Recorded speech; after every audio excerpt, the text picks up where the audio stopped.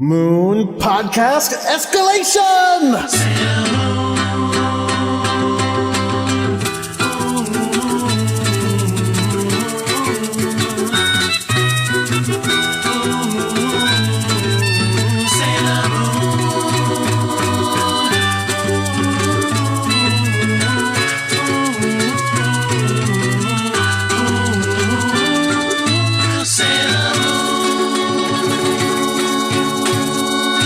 Hi there, my name is Jordan D. White. My name's Chris Sims. And this is Sailor Business. That sounds like the name of a Sailor Scout who is very concerned with financial reports, but that is not what we are doing here. No, yeah, like the Sailor Moon, yeah, like it's the stock market, but like through a Sailor Moon lens. Mercury's up 4 points today.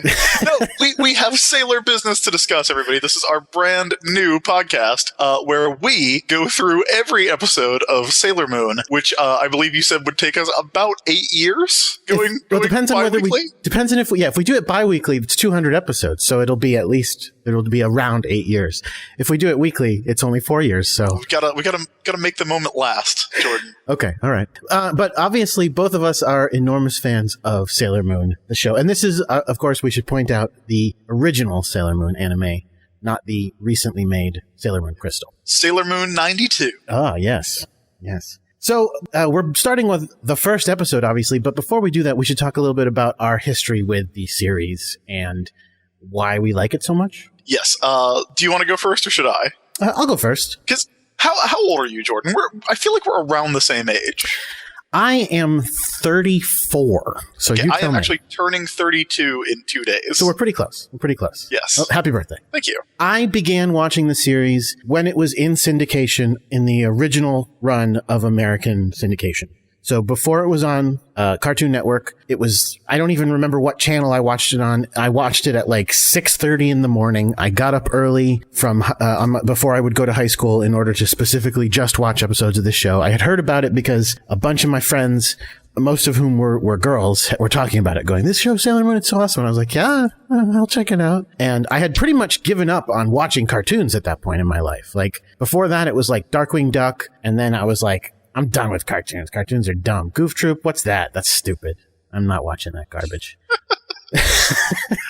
But Sailor Moon did it for me. And I think it partially, now obviously, one of the big things that is going to be incredibly obvious as I do this series for 8 years, apparently, is that we're locked in. You are committed as of right now.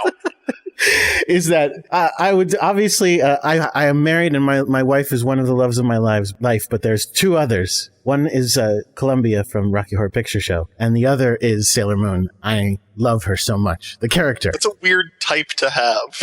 It is slightly strange. You like high voiced people.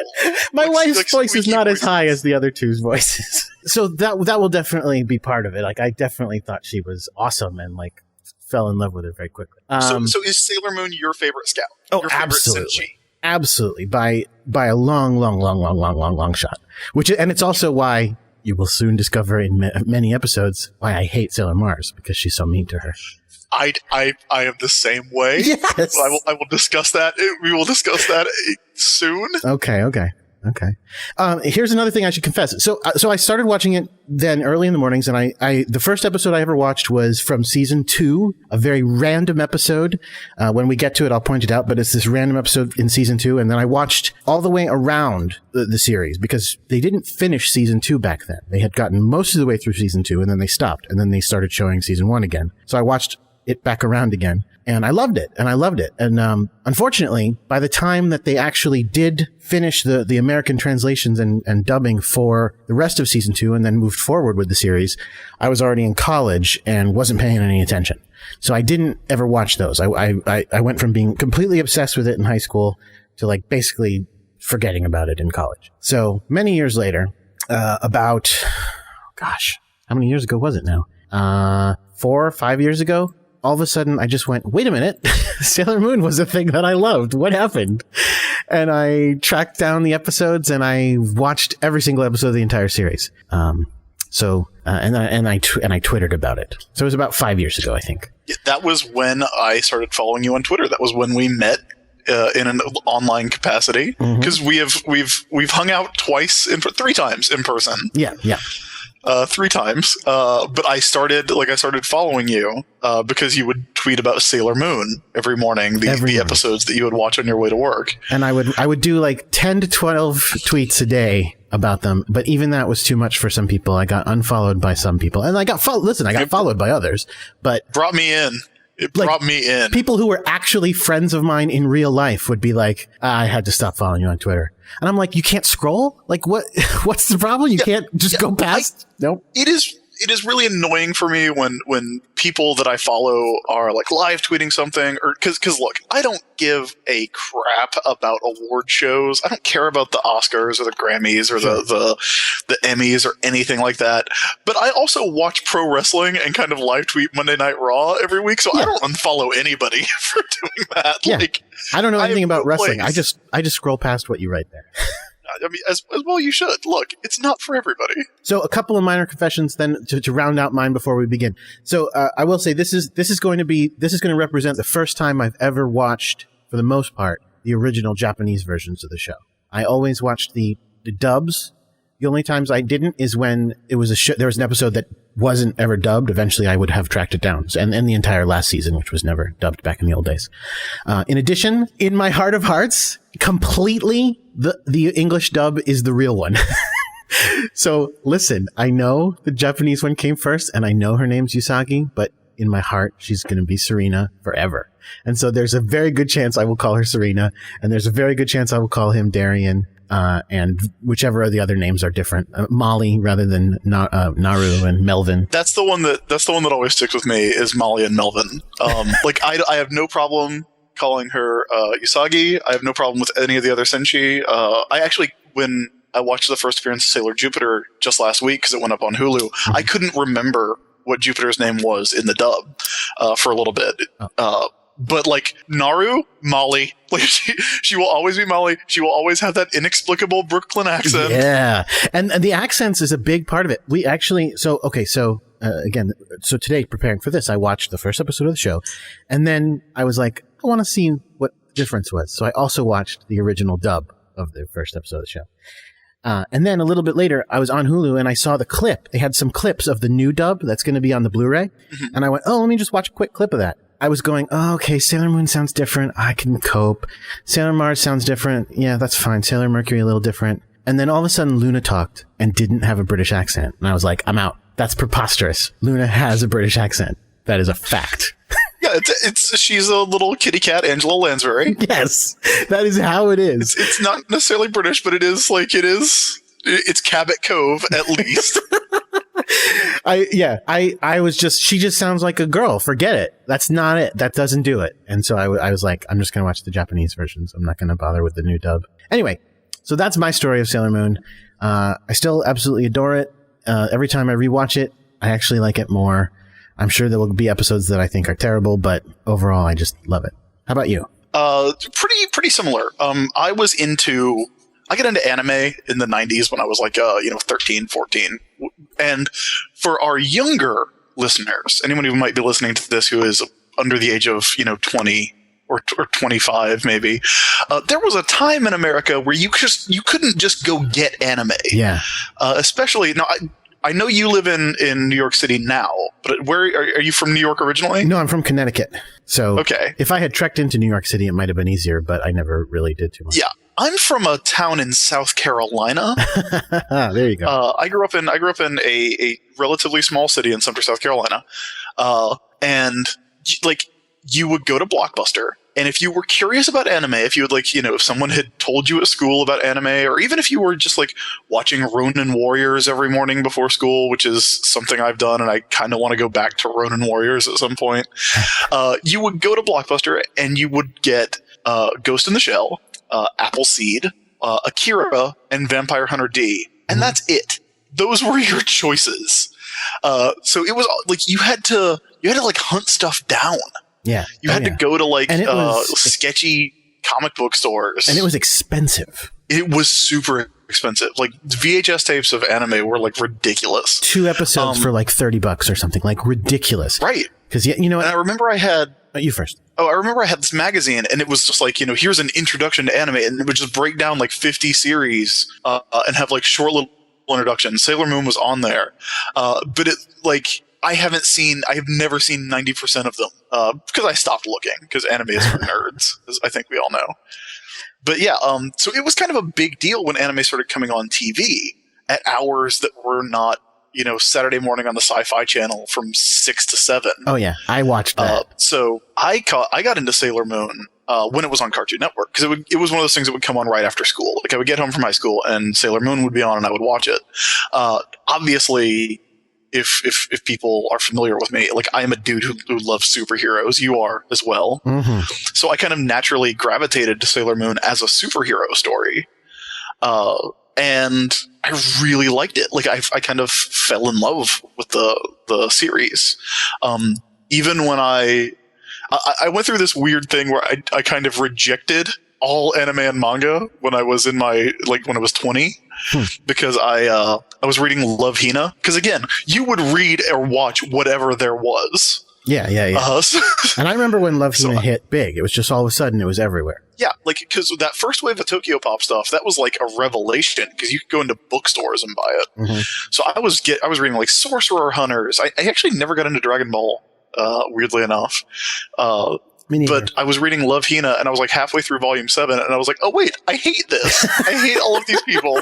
I hate this book. This is garbage. I hope everyone in this stupid apartment house dies. And I quit reading manga. And like I quit watching anime like almost entirely, and I quit reading manga for like 6 years, except for Kenichi Sonata. I would read Gunsmith Cats whenever that would come out, which was very sparing. The early stuff of that is so good. The later stuff, all right. It's problematic. Like we'll have to have an episode where we talk about other anime and manga that we like. Sure.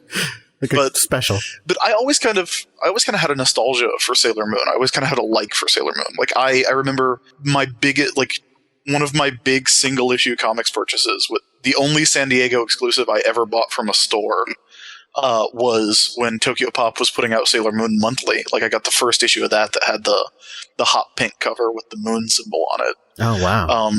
So yeah, it's like, and now that there's this Sailor Moon renaissance going on, and we can watch, there's episodes going up on Hulu. There's episodes of new series.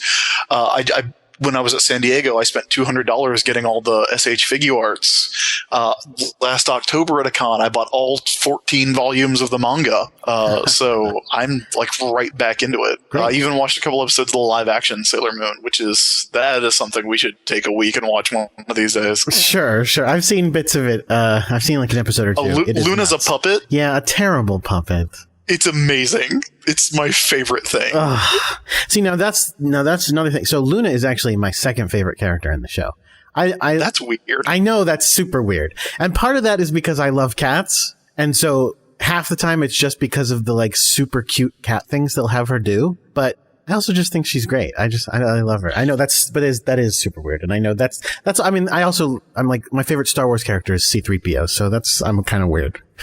I feel like as far as like favorite characters go, I feel like Usagi is the Snake Eyes of Sailor Moon. I don't know what that means. Are you familiar with G.I. Joe? I know who Snake Eyes is, but I guess I don't understand what his relationship to fandom is in that respect then. Okay, well, if you like G.I. Joe, your favorite G.I. Joe is Snake Eyes. Oh. Because he's the best one.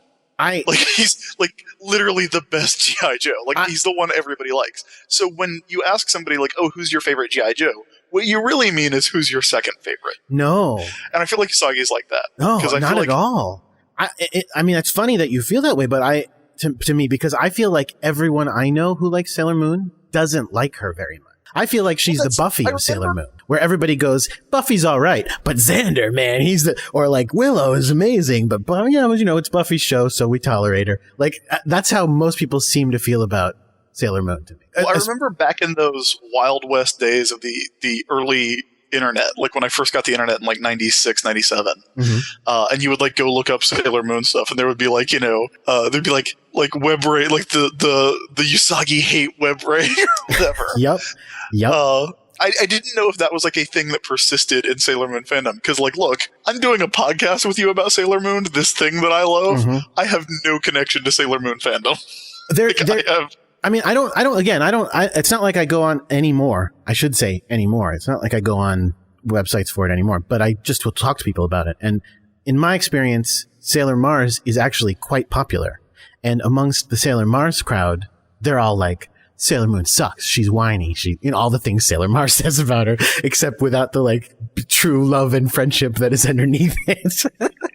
They just I hate her. Yeah. I think that's what's good about Usagi is that she's that weird, post Marvel Comics superhero where she's like super relatable. Like she's not aspirational. Like you maybe want to be Sailor Mars because she's, cool and has the high heels and goes to the private school and shoots fire out of her hands and has like legit superpowers beyond being a Sailor Scout. But like you are Usagi, you would freak out too. There's a panel that I posted on Tumblr, and it's a panel from the first volume of the manga where Usagi's introducing herself, and she says that her hobbies are sleeping, eating, and taking the easy way out. Yep. And I'm like, I identify with. So I just want to say one more quick thing, and then I think we should actually get to the episode because we've been talking for a while. Do it. But the quick thing, you mentioned an anti-Usagi hate ring. I definitely had a website back in the day, back in high school, and it was like Angel Fire or GeoCities? No, my dad had a business where he had his own server, so I was on his server.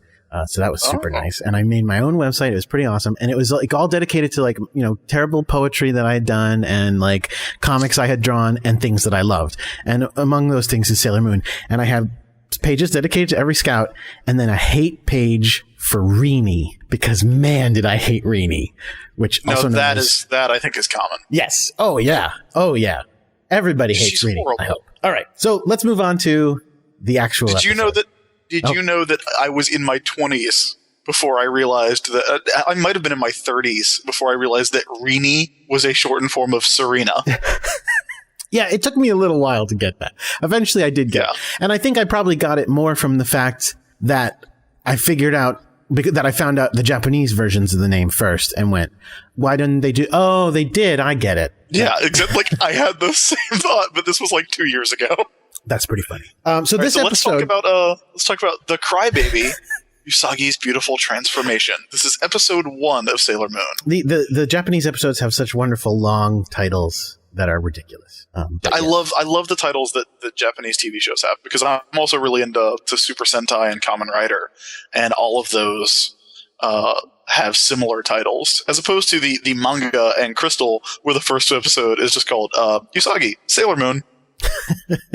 Yes. Very blunt. So you mentioned Crystal, and so obviously part of it is that we did just watch this exact same story in Crystal. It's almost identical. Well, I have, I wrote about this before.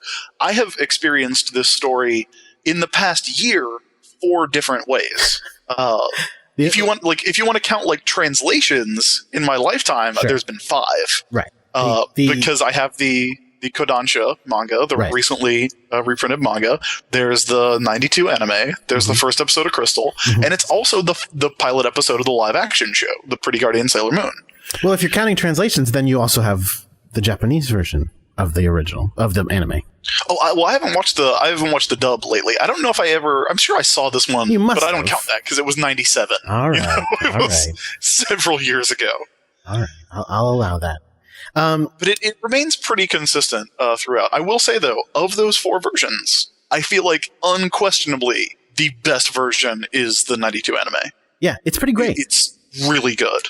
It is a great, fun origin story. It introduces you to her in a really fun, likable way, I think. I mean, I like her plenty. It gets you into her world with just enough weird stuff going on in the background that it keeps you going along, and yeah, and then it delivers on some fun superhero action. I definitely have some nits to pick with it, but it's great overall. Yes. So do you want to just go through a basic plot summary? Sure. Because the main plot remains consistent throughout the whole thing. You have Usagi Tsukino, who is running late for school one morning. No toast in her mouth in this particular episode, I don't think. I didn't see any toast. We're gonna have to keep score. I want to keep track of how many episodes someone has toast in their mouth. I think Usagi's dad has toast in his mouth in the second episode of the series. Okay. Yeah, there's definitely no toast because she talks about skipping breakfast later in the episode. Right, she skips breakfast. See, it's continuity. Yep. They pay attention. Yep. Usagi is going to school when she meets a cat. Being tortured by Usagi neighborhood is children. often late for school. She meets a cat with a Band-Aid on its head. Which is weird. Yeah. It is never explained who put the Band-Aid on the cat. Oh no, it is. This is the first nit I pick with this episode. Okay. Because I was like, I had to stop it and complain at my wife, and she thought I was an idiot. Because the cat is being like assaulted by the neighborhood children, and okay, technically we don't know if this is true, but Serena again, I call her Serena. Usagi goes, "Oh, did they put a Band-Aid on your head? That's ridiculous. I'll take it off for you." And I'm sitting there going, okay, number one, who tortures a cat by putting Band-Aids on it? Like, is that a weird taunt that I don't understand culturally? I don't think so. Two, if somebody did put a Band-Aid on a cat, it's probably because the cat was hurt. Don't take the Band-Aid off. Any cat would be like, yeah, take this Band-Aid off me. She should have taken it off. It's like, oh, there's a gaping wound now exposed to the air. Those people were probably sensible for putting a Anyway, all right.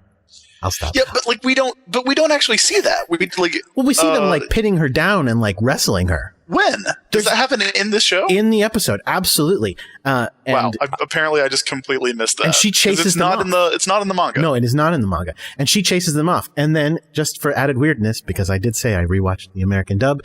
In the American dub, one of the children says, "I want to feel its tongue." Okay, that's weird. Yes. And so in addition, Luna has this Band-Aid on her head. There they are. I'm actually watching the episode right now. There are those tiny little kids. I don't think they're putting the Band-Aid on the cat, though. I think that is what she thinks. Yeah. And then Luna says later, so she takes the Band-Aid off, and then later Luna says, "Thank you for taking that Band-Aid off me. When there's a Band-Aid covering the moon on my head, I can't talk." Right. There's a lot that you kind of just have to go with. I know. In this first episode. And I roll with it, but that's pretty ridiculous. So what a weakness. It never comes up again. Somebody should later in a later episode be like, we gotta stop Luna from telling her good advice. Band-Aid over her. Oh no, I can't talk. That'd be great. So Usagi rescues the cat, goes to school. She gets her test back. We find out that she is a very poor student. She has gotten 30% on an English test. And her two friends console her. One who is her actual friend, Naru, who is like, hey, don't be sad. We should go shopping and check out some jewelry. And then, of course, the American version's Melvin, also known as Umino, comes in and goes, yeah, this was a hard test. I slacked off and got a 95. And you find out that he is the nerd loser who likes her. Right. And Naru's mother owns a jewelry store called Osa P. Dude, does that mean anything? Do you know what that means? I don't have a clue. Well, Naru's last name is Osaka. Oh, okay, there you go. Her name is Naru Osaka. So I don't know where the P comes from. For pretty jewelry, maybe? Sure. That's as logical as anything. They say that Sailor Moon R stands for romance, so why not? It's Osa P in everything. That is consistent across all versions. It is jewelry Osa P in the manga. So they go there. It turns out Naru's mother is selling jewelry cheap that is sucking people's energy up, because Naru's mother is actually not Naru's mother. Mrs. Osaka has been replaced by a monster who has taken the form of her mother, who in the 92 anime is terrifying. Because she can turn her head around? Yeah, it is so scary. We also learned that Usagi is a big fan of a superhero who exists in the universe of Sailor Moon named Sailor V. Not quite. You're actually, again, you're remembering the English dub. In this episode, she becomes a fan of Sailor V. At the beginning of the show, she does not know who Sailor V is. Naru goes, I want to do the Brooklyn accent. They spotted Sailor V again.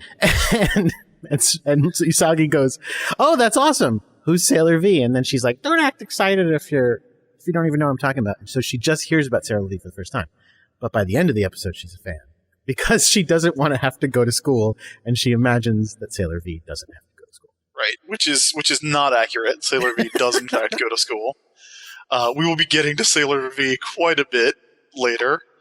Spoiler warning, Sailor V is actually Sailor Venus, who was the star of I guess you could call it like a prototype manga called Codename Sailor V, because it came out a little bit before, but then as a one-shot, but then the majority of it actually runs alongside Sailor Moon. I think what I heard, now I might be remembering it wrong, but I think what I heard a while ago when they re-released everything was that Sailor V was what she first put out. It was a giant success, and everybody was like, "Oh my God, you should do more Sailor V stuff. Like, you want to do a show? You want to do this?" And she was like, "Actually, if we're going to do a big thing, I have a better idea. Let's expand it and do a bigger thing." And that's why Sailor Moon, the manga and the anime, came out basically like concurrently. Like, they were coming out right at the same time. Pretty much at the same time, yeah. And it's actually really interesting because if you go back and read, Kodansha also republished Codename Sailor V, and if you go back and read those early stories, it really does feel like a prototype. Like, Minako is the same character that you would eventually get from Usagi. Oh yeah, and she basically is in this show in the anime as well. Even when they bring her in, they're like, the difference is like, I don't know. They talk more about Venus's hair being pretty. Like, that's like it. Well, I feel like we're getting way ahead of ourselves. Yeah, sorry. But isn't the kind of thing that that Venus is like is in the Silver Millennium in the Moon Kingdom? Like, Sailor Venus was Sailor Moon's like body double. Yep. Right? Yeah. So they look exactly alike, except that Venus does not have the odongos. Correct. She wears a big bow in her hair, and that is the only difference. Anyway, so it turns out that Naru's mother is a monster, selling jewelry cheap to suck up energy from people for nefarious purposes, which are specifically the nefarious purposes of Queen Beryl of the Dark Kingdom. By way of... Which is translated from Japanese, the Japanese words, Dark Kingdom. Wait. What? What did you just say? Yeah, that's what they call it. Okay. The Dark Kingdom. Right. Well, yes. So it's that Queen Beryl is like the queen, and then she has these princes who work for her, and we meet one of them whose name is Jadeite. Yeah, there are the four kings of the Dark Kingdom. Are they kings?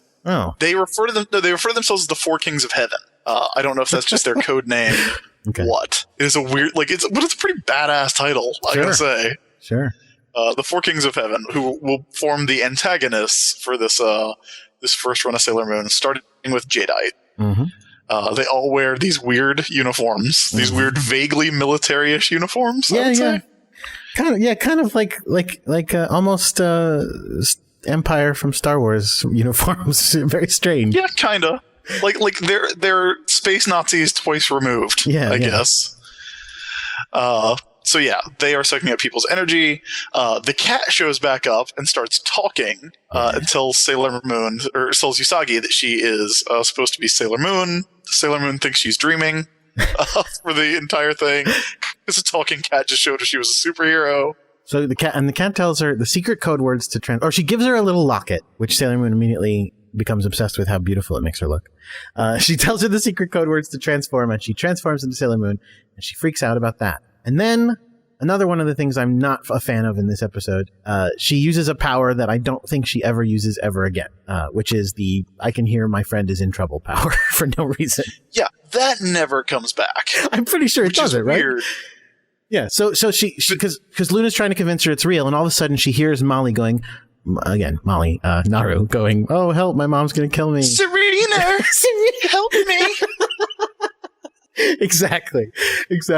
And so then Sailor Moon does realize, oh, she's in trouble. I have to go help in some capacity, even though I've never done this before. She goes, she gets to the jewelry store. She says, "I'm the champion of love and justice, and I'm in the name of the moon, I will punish you." And the monster goes, yeah, right.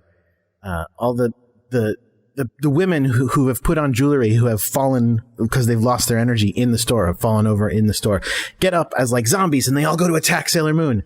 And they do attack Sailor Moon, and they cut Sailor Moon with a broken bottle, and she's bleeding, and she starts freaking out. And she's like, I'm bleeding. This is awful.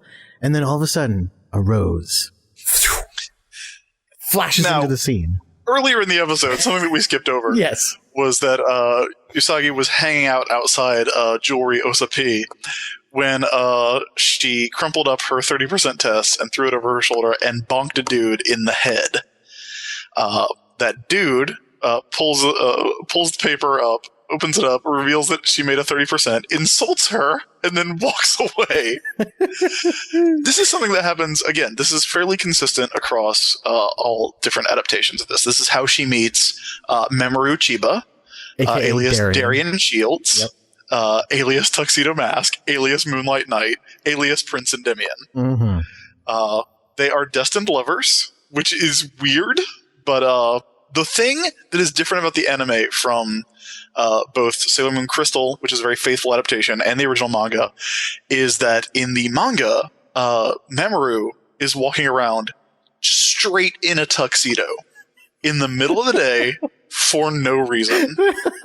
I think in the live action version, I can't remember for sure. I think he is in the live action version as well. But in the live action version, there's like a fashion show going on. So it's kind of like, that's kind of the background justification for it. Here he is wearing his default outfit, which I love, which is a black turtleneck, a green jacket, and purple pleated pants. And cool guy shades. And cool guy shades. He's wearing the shades in the manga too. But yeah, in the manga, he is wearing just a straight up tuxedo with like a Dracula medal on it, which is like amazing. It's basically his Tuxedo Mask outfit, but without the hat. It's without the cape and the hat and the mask. Instead, he's wearing his cool guy shades. So the rose appears, and it's Tuxedo Mask, who does nothing.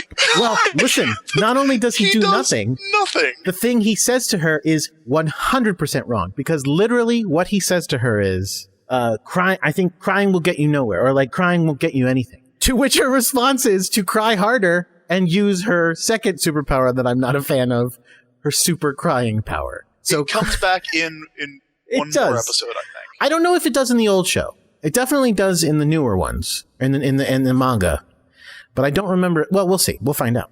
But I do think it comes back once. But I'm still not a fan. I read a commentary that someone wrote when that first episode of Crystal came out, and someone was talking about, I forget who it was, and I apologize. Someone was talking about how when she was younger, she really didn't like that. Like, one of the reasons she didn't like Usagi was because you watch this first episode, and Usagi's first triumph as a superhero comes from crying. And it's so like stereotypical that she basically whines until she gets her way, if you want to look at it that way. But then, like, as the series goes on and that power goes away, there's like a metaphorical development there where Usagi stops crying. Like, she's no longer, like, this is not something that is out of her depth any longer. Like, she gets more confidence. But that all would happen without her having a superpower. Because if she just cried here, didn't stun all the bad guys, and then we skip right ahead to Luna going, which is what happens next, hey, take off your tiara and say Moon Tiara action, and then throw it, and you will kill the bad guy. She still would do it, and she still would kill the bad guy. You know what I mean? It just would be... I actually like it, though, because in my mind, we never really get, at least to my knowledge, and I've recently watched the first, 26 episodes that have gone up. We never really get an explanation of what the Sailor Scouts' powers are, what the Senshi's powers are. True, they just use them.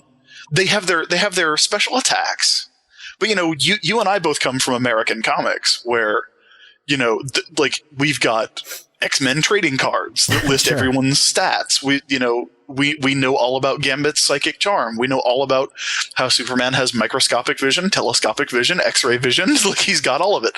Like, we know that stuff because it's always enumerated in the media. Right. We don't really know. Like, we don't really get that. Like, can the Sailor Scouts, like, take a bullet? Like, is that why Jadeite never just pulls out a gun? Why doesn't anybody recognize them? Don't know. Yeah. Some sort of magic, presumably. Instead, the things they enumerate are their star signs and their blood types. Those we get really easily. So my kind of headcanon justification, like my fan theory justification, is that the Scouts' powers are whatever their personality is. Everything about their personality just is amplified and turned into a superpower. Like Mars is really hot-headed. Like very metaphorically hot-headed. She's a very fiery personality, so she shoots fire out of her hands. So they have Fantastic Four powers, is what you're going. Yeah. Personality powers. Amy gets the goggles and the computer because she's very analytical. Nobody else gets a computer. And fog and bubbles. And bubbles. She gets a very defensive power because, Amy's very shy. Jupiter just gets the power to wreck anybody in sight because Jupiter's the best. That's my favorite Scout. All right. So I feel like it's Usagi's personality because in this first episode we see we're introduced to Usagi as a crybaby. Yeah. Like she's like the first thing she does is wake up and start yelling about how she's late. She pitches a fit. It's the Chekhov's gun of it all. I want it to come back, and I want it to be like in the later episodes. She's like, I need to stun them. If only I could get myself to cry, and then she has to think about things that make her whine. You know what I mean? I just don't like that. It's it's too Deus Ex Machina to me, where it's like, well, you know what? It's early on. She doesn't know how to do anything, so the one thing she does works, and then it never it's not matters great. again. And I feel like you do have to take a fan justification level of it. You have to I feel like it's one of those things that happens in the first installment of the manga and then goes away. Yeah. Because Naoko Takeuchi realizes that's not really great. That's not really working. But yeah. So it's more than Tuxedo Mask sucks. Tuxedo Mask shows up and does not do anything and gives bad advice and leaves. In this one, he gives bad advice. Kind of makes him my favorite. And then, so like I said, Sailor Moon kills the bad guy with her tiara action, very specifically. Moon Tiara action, which is a really good name for it's one of my favorite names for an attack. It's a pretty good one. And I like it. I would rank it above Mars Fire Soul. Oh. But I don't think I would rank it above what's Jupiter's? Is it still Jupiter Thunder Crash? That's the thing is I so only know the English ones just so far. So to me, it's always Jupiter Thunder Crash and Mercury Bubble Blast, which I'm sure is not what it's called in Japan. No, it's called Mercury Heart Soul Fog Explosion. No, it is not. No, that was a lie. Okay, that was a lie. Phew. I apologize. Oh, phew. I'll find out soon. But okay. But I do want to point out. So she throws the tiara, and I kind of love this. She kills the monster, and then in traditional, we don't want evidence of bad monster type situations happening. The monster turns to dust, and then the dust disappears like it's a video game. They go the extra mile to go, the monster turned to dust, so nobody will know it's a monster. And the dust is gone, so nobody knows or wonders why it's dirty. I guess. That's very tidy. You can't just dirty up Osa P. It's a class establishment. You have to wear a tuxedo even just to hang around outside. Which again, it totally works because the following morning, you get to the last scene of the episode. The following morning, Naru goes, I had a dream. I had a dream where this beautiful woman called Sailor Moon saved us all. And then the other girls go, I had that dream too. None of them mentions, and I woke up in your jewelry store this morning. Remember that? Yeah, that was weird. None of them talks about that. I guess they were too embarrassed. Also, nobody goes, hey, it was a girl with a 12-foot blonde hair done up in odongos on the top of her head, like you and no one else in this show have your hair done. On Earth, no. That's the thing. Yeah, they never talk about, at least if they do, I've forgotten. They don't really ever talk about why no one recognizes them. And I always just kind of assumed it's magic. They do magic to transform and then it clouds the minds of mortal people. I don't know. It's plot sensitive magic. She's not even wearing Superman glasses. So there's nothing. Again, I am not sure. It's funny because I just did one of the other podcasts that I'm on, we just talked about He-Man and She-Ra. Oh, yeah. And I was really frustrated because I don't understand why they have secret identities. Like, That's a good point. Skeletor is already trying to kill the king and queen of Eternia. He is not going to try to strike at He-Man through his enemies or through his relatives. So, and I don't understand why the Senshi have secret identities either. Because, like, other than to set up the creepy future plot of Naru / Molly being in love with do you remember what name he goes by in the dub? It's like Phil Thompson or something. Dr. Maxfield Stanton. Maxfield Stanton. That's what it is. Oh God, I love that. Dr. Maxfield Stanton. Like, that's the only reason they have secret identities, is to set up this plot where Naru has to watch her creepy 40-year-old boyfriend die in front of her. No, but now that's the thing. Your He-Man point is great, because you're right. He's already the Prince of Eternia. He's already a target. Who cares? Also, it's just silly. But in this world, she's just a normal girl. She's trying to have a real life. Yeah.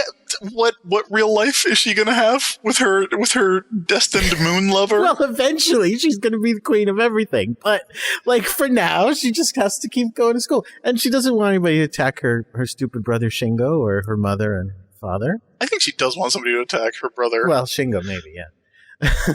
Also, there's a great, I think we skipped over it, but there is a great scene where Mrs. Tsukino, who, do her parents ever get names? I can't remember. Usagi's mom, Mrs. Tsukino, literally bodily throws her out of the house and says, "You don't deserve to stay in this house because of your 30% test grade." And then her brother kicks her.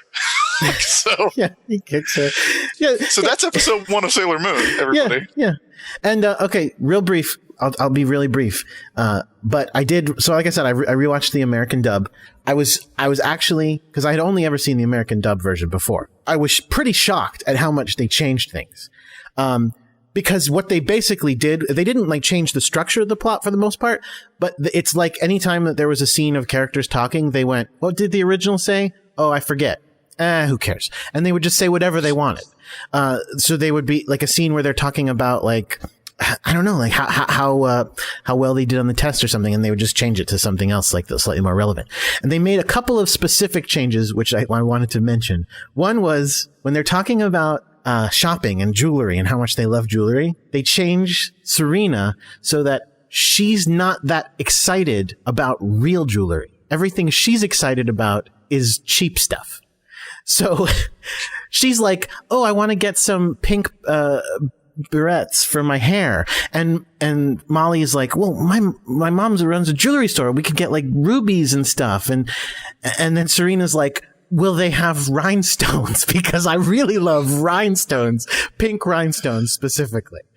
And so they go to the store, and they're selling everything like you said, at the store. And Serena's like, "Hey, do you have any rhinestone jewelry?" And she's like, "Forget that. Have a diamond."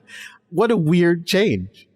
Are they trying to encourage? I guess they wanted to be like, well, kids shouldn't want expensive things. Let's get them to want rhinestones. I kind of feel like that's perfect for her character, though. Sure. It was a blast. I feel like Usagi is the kind of weird, like, you know, superficial kid, because she's 14, who just wants something, like, she would want a giant, like a bedazzled rhinestone encrusted thing like the size of her fist. Yep. Like she is a girl who gets this, you know, golden locket, this like that's, you know, the size of her hand, and puts it on her school uniform. Right front and center so that everybody can see it. So I feel like that actually does work for Usagi. The other change they did to her character, which I felt like it was a similar kind of let's make her just a tiny bit more of a better role model for our children, was that the scene where she's talking about Sailor V and how she wants to be Sailor V. In the Japanese version, like I said, she's going, "Oh, it would be great to be Sailor V because she wouldn't have to go take stupid tests all the time and nobody would care if she passes tests. It would be better to be her. It would be fun to fight villains and stuff." In the American version, they don't have the stuff about, "I don't want to go to school." They have her being disappointed in herself. They have her being like, I couldn't even pass a test, and why couldn't I be more like Sailor V, like who gets things done? You know what I mean? who Yeah, like which- achieves things instead of me who fails tests. No kid thinks that. No, look, I know.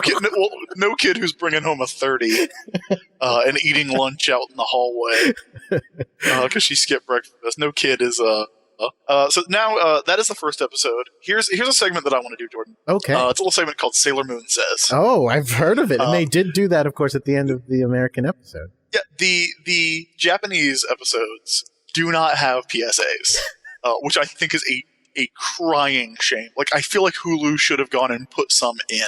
Just made their own. Sure. Yeah.